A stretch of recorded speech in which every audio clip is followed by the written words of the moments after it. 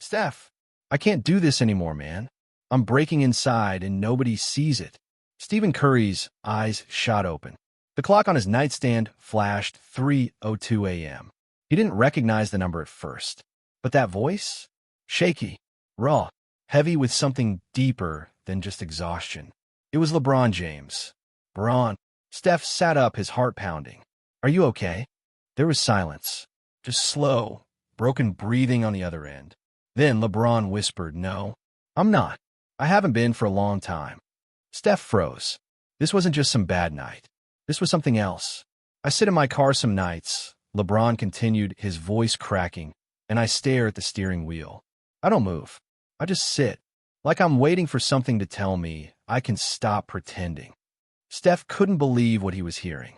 The man the world called king sounded like he was barely holding on. "Why didn't you call someone sooner?" Steph asked softly. LeBron let out a short, bitter laugh. "Because I'm not supposed to be weak, right? I'm LeBron James. I carry teams. I build schools. I smile on commercials. But man, I'm tired, Steph. And not just physically. My soul is tired." Every word hit Steph like a punch. He wanted to respond, but what do you say to a man who's carried the world and is now crushed under it? LeBron kept talking.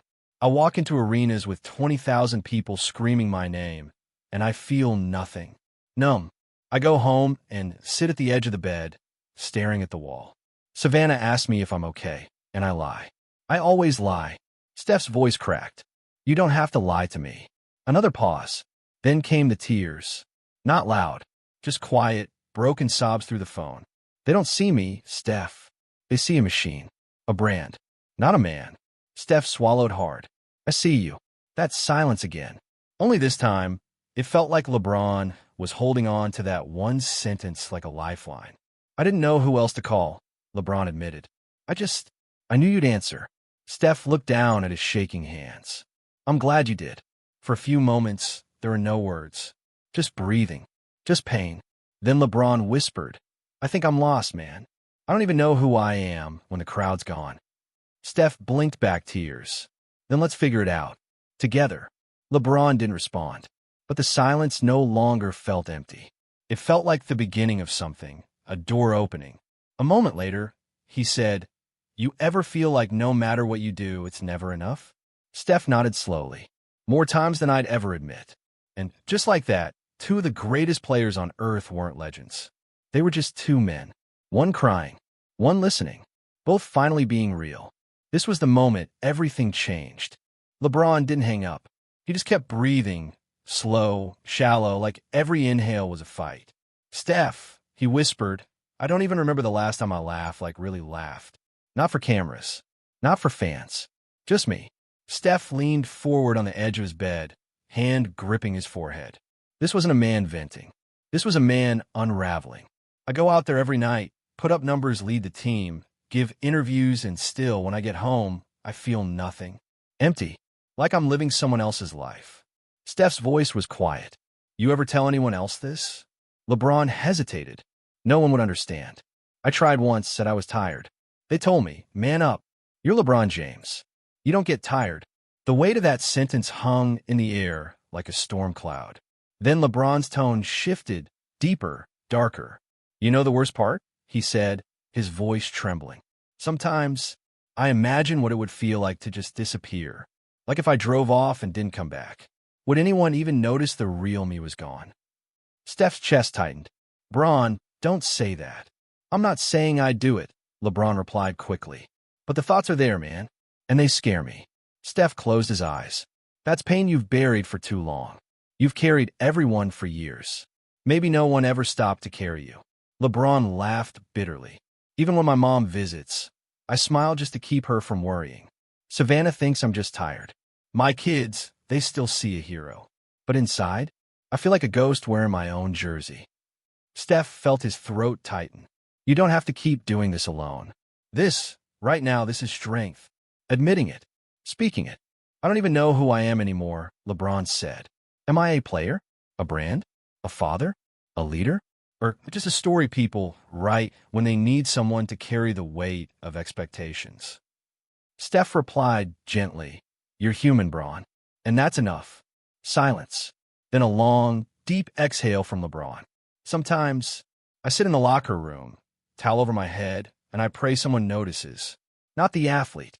Me. The man who's quietly falling apart. Steph looked out the window, still stunned. I'm here. I notice. Another pause. You ever cry in a room full of people, but no one sees it? LeBron asked. Steph's voice dropped. Every game I lost my confidence in, yeah. I know that cry. LeBron whispered. That's been me for months. That was the moment Steph realized. LeBron hadn't just broken down tonight. He'd been breaking for a long time, piece by piece, and no one ever stopped to ask why. Until now. Steph whispered, you don't have to break quietly anymore. And on the other end of the line, LeBron James, the face of greatness, let go of the tears no one had ever seen.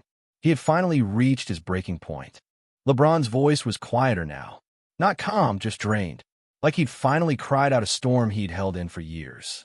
Steph, he said slowly, do you remember the 2011 finals? Steph nodded, even though LeBron couldn't see him. Yeah, everyone turned on you after that. LeBron gave a hollow laugh. I went home after we lost to Dallas and sat in the shower with the water off. Just sat there.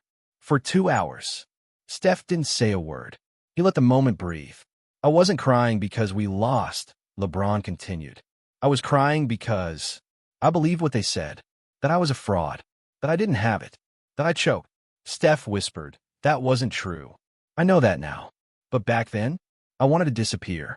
The memes, the hate, the nonstop noise. I started to believe it all. Steph's voice cracked, and no one knew what was really happening inside you. No one cared, LeBron said, as long as they got a headline, as long as they could laugh. He paused. Then, with sudden heaviness, he added, that was the first time I felt ashamed of being me. Steph clenched his jaw. That's not fair to you, man. You were 26, carrying an entire legacy on your back. I know, and it's still on my back, LeBron said. Even now, every night I play, it's not just about basketball. It's about proving something. Proving I belong. Proving I'm enough. Every single game. Steph knew that feeling all too well. People had called him too small, too weak, not a real leader. But LeBron's weight was different. He was expected to be perfect. Every time. And then there's Bronny, LeBron said suddenly. Steph leaned in. What about him? LeBron's voice broke. He almost died last year, Steph. That cardiac arrest. I've never been that scared in my life. Steph closed his eyes. He remembered the headlines. The panic, but not the silence after. I couldn't breathe, LeBron said. My son, my baby boy on the floor. And I couldn't fix it. For the first time, I wasn't the superhero. I was just a father, begging God not to take my kid. Steph couldn't speak. His throat burned. His chest tightened. I smiled for the media, LeBron said. Told them he was doing better. But at night, I sat outside the hospital and cried in the car. Alone. Man, Steph whispered. You shouldn't have gone through that alone. LeBron replied. I didn't want to show the world that I could hurt. That LeBron James could be broken. Steph said nothing. He just listened. Because this was the pain behind the fame. The real story no one wanted to hear because it didn't fit the legend. You know what hurts most? LeBron whispered. What? Steph asked. No matter how much I give, they only love me when I win. Steph took a deep breath. LeBron's last words, they only love me when I win, cut through him like glass. He stared at the dark ceiling of his bedroom, phone still pressed to his ear. You know, Steph said quietly, I've felt that too. Maybe not like you, but it's been there. LeBron didn't say anything, but he listened. Closely. Steph continued. When I got hurt in 2020, you remember that, right? Everyone said, Curry's finished. His run is over. He's not built like LeBron. A pause. I smiled through it. Did interviews.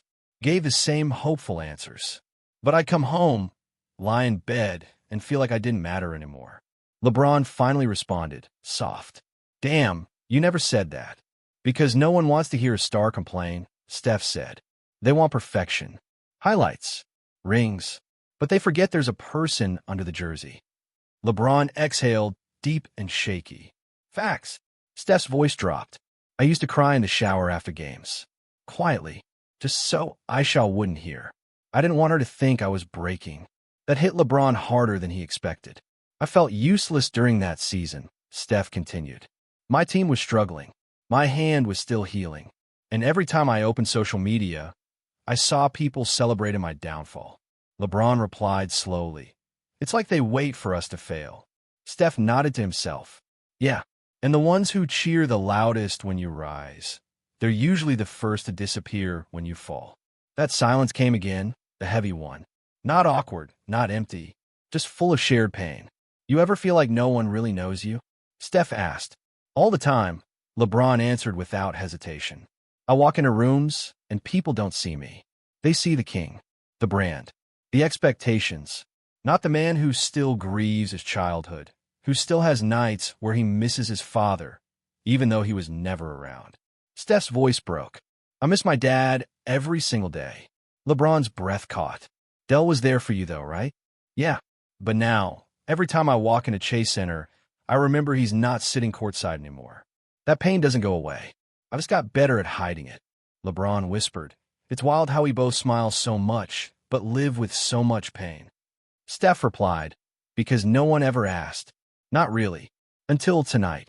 And that's when both men realized something powerful. Fame doesn't protect you from feeling alone. It just makes the silence around you louder. You know what I think? Steph said, voice firm but warm. What? We didn't survive all this just to keep breaking quietly. Maybe it's time we stop hiding our truth. LeBron was quiet for a long second. Then he whispered, yeah, maybe it's time the world sees us. Not just the legend, not just the logo, but the men. The sun was rising over Akron. But for LeBron, it felt like something deeper had risen. Peace. For the first time in years, he'd spoken the truth. Not to the cameras, not to reporters, but to someone who understood. On the other side of the country, Steph stared at his phone long after the call ended. His chest still heavy, but something inside him had shifted. That call, at 3 a.m., was more than just a moment. It was a mirror, a rescue, a reminder. LeBron sat on the edge of his bed, elbows on his knees, hands clasped. Savannah stirred behind him, half awake. Everything okay? He turned, eyes softer than she'd seen in weeks. Yeah, I think it will be. Steph, meanwhile, stepped out onto his porch. The wind was cold, but his heart wasn't. He texted LeBron, just 2 words. Still here. And LeBron responded. Me too. Simple, but powerful. Because now, they weren't carrying their pain alone. Later that morning, the world went back to normal. The media buzzed. Stats flashed across ESPN. LeBron drops 30 in Lakers win. Steph returns with 7 threes. The usual. But what no headline could show was the healing that had begun in silence. LeBron walked into practice that day different. Not louder. Not faster. Just real. Present. He smiled more. Talked softer. When a rookie missed a rotation, he didn't yell. He pulled him aside, looked him in the eyes, and said, don't let one mistake define your worth. Steph did the same. He laughed during warm-ups, helped a ball boy rebound, signed every autograph without looking at the clock. It wasn't fake. It was freedom, because now both of them had dropped the mask.